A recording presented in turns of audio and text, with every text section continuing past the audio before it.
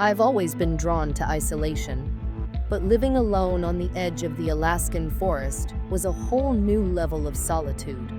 My nearest neighbor, Thomas, lived about a 5-minute walk down the road, and his house was the only other one for miles. I had moved here for peace, and this place offered just that. Thick forests surrounded the area, and the silence at night was so intense it was almost oppressive. It felt like I was the last person on Earth. Thomas had been kind from the beginning. He was a bit older, maybe in his late 50s, and he helped me settle in, offering tips about wilderness living. He even brought homemade bread a few times.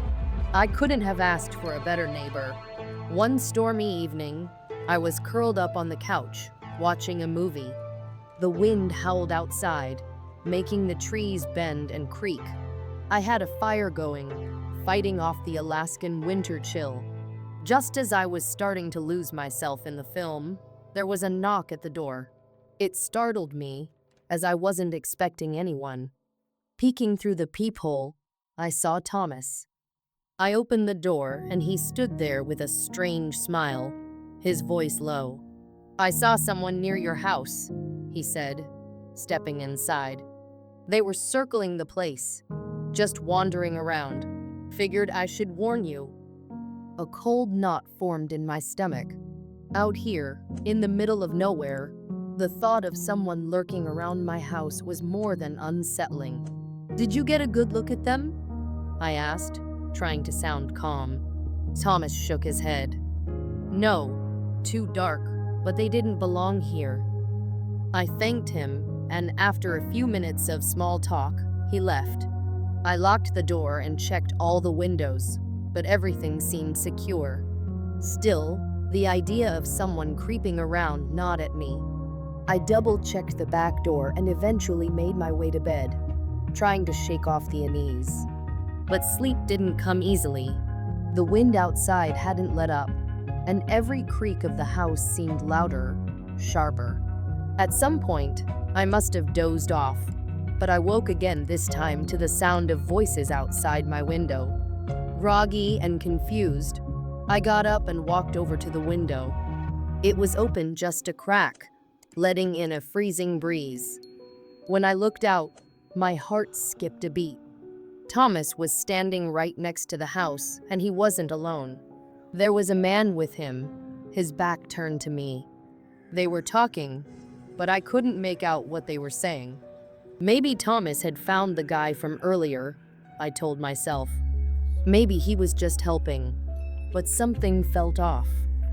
I closed the window and crawled back into bed, pulling the covers up to my chin, trying to convince myself that everything was fine.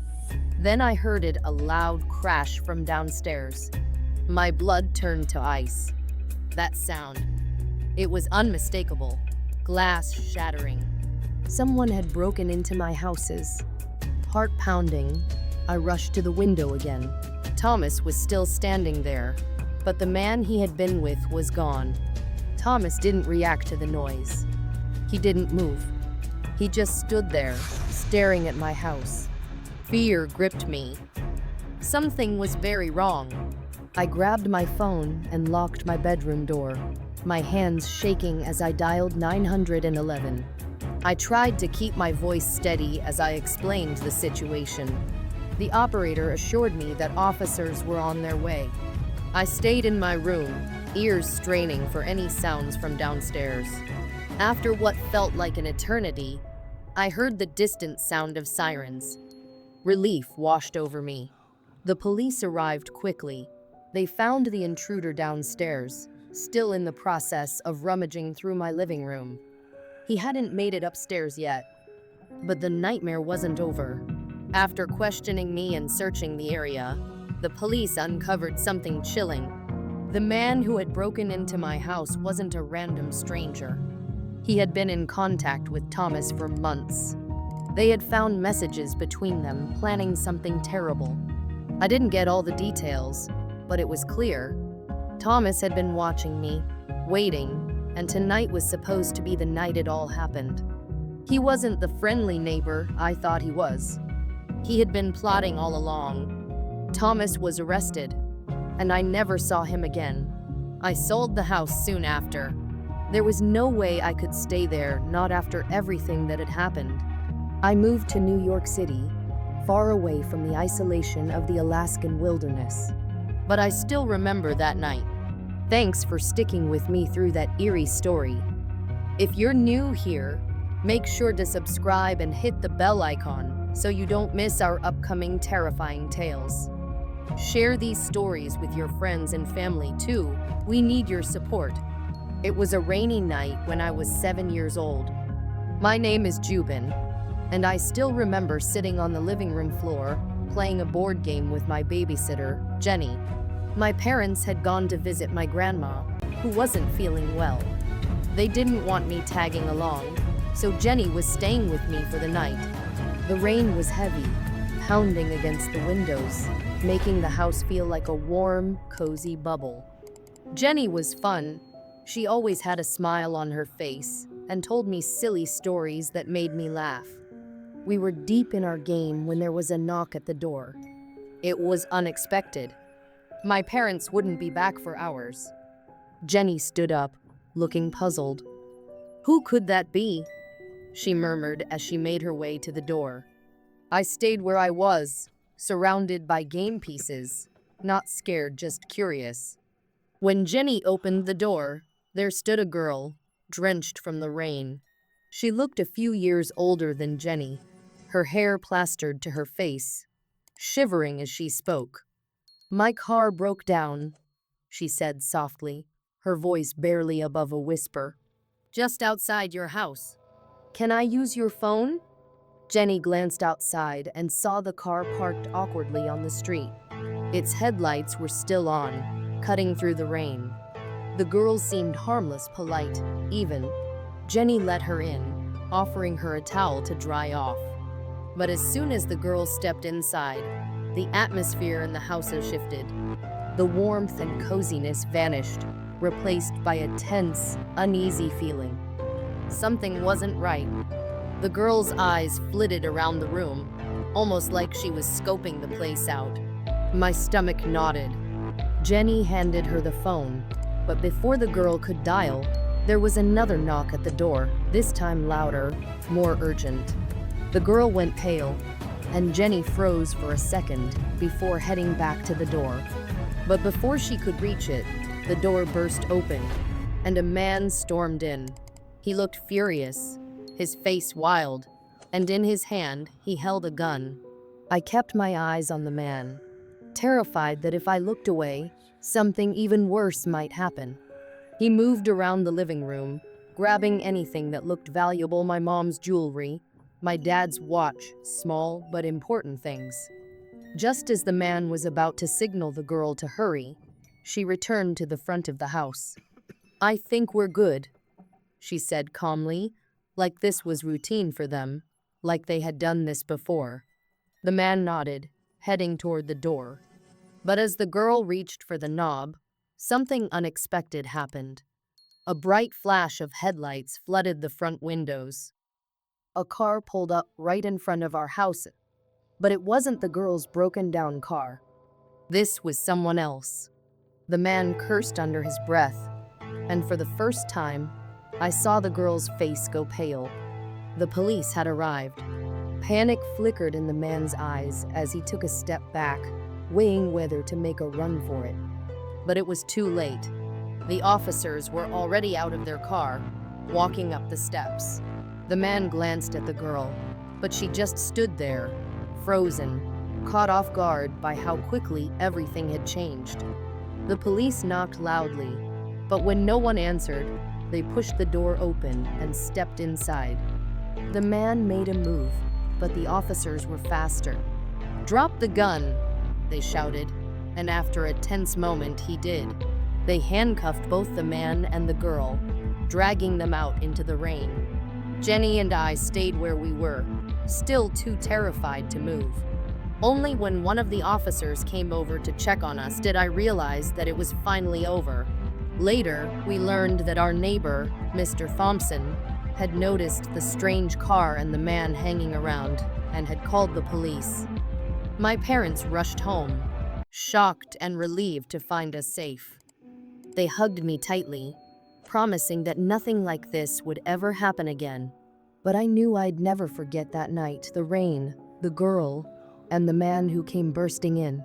It was the night that changed everything. My name is Isadora, and this is a story I never thought I'd tell.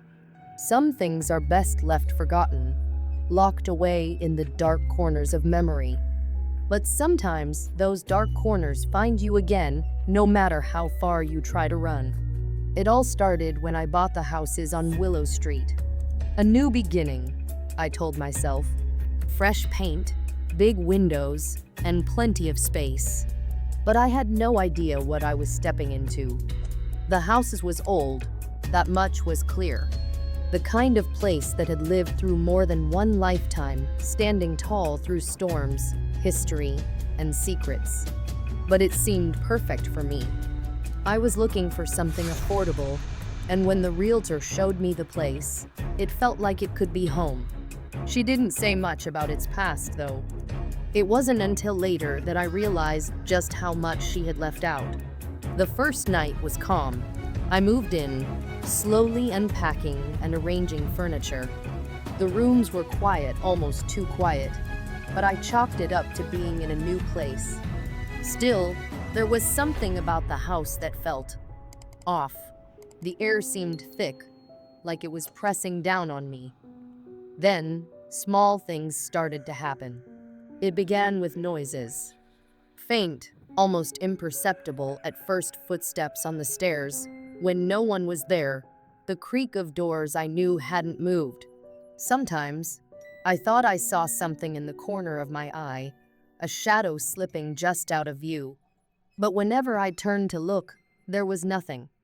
I tried to ignore it, convincing myself it was just my imagination.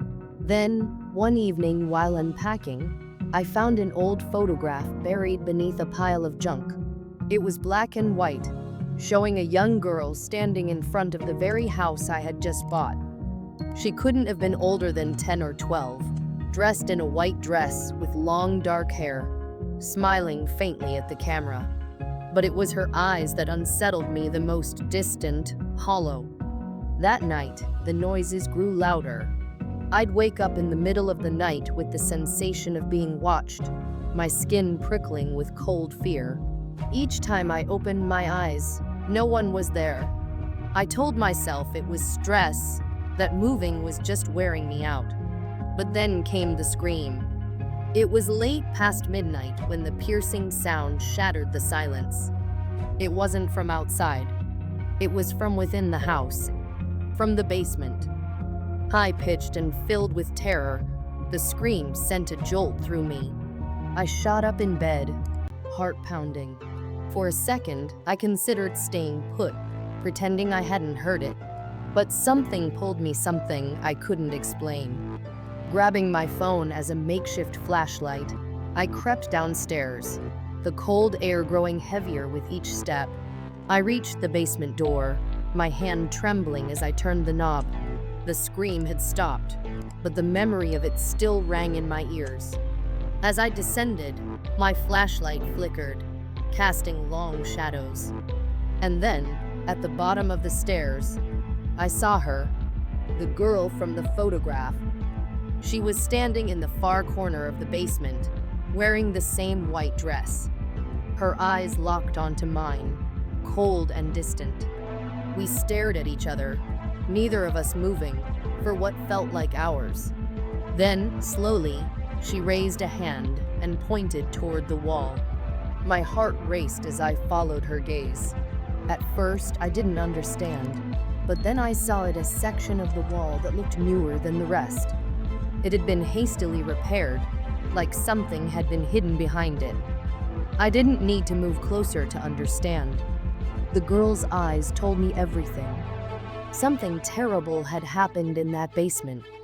Something that had been covered up, hidden behind the walls. And now, she was trapped, unable to move on. I couldn't stay in that house. Not after that. The next morning, I put the house up for sale. I didn't care about the money I'd lose, I just needed to leave. Before I left, I did some digging. I needed to know who she was. What I found was worse than I imagined. Years ago, a young girl had been murdered in that house. Her stepmother had been the killer, and though they never found her body, the basement walls told their own story. Rumors had swirled for years about that house, about the hidden walls. I've never gone back to Willow Street, and I never will. But I'll never forget that girl in the white dress, and I pray that one day she'll find peace.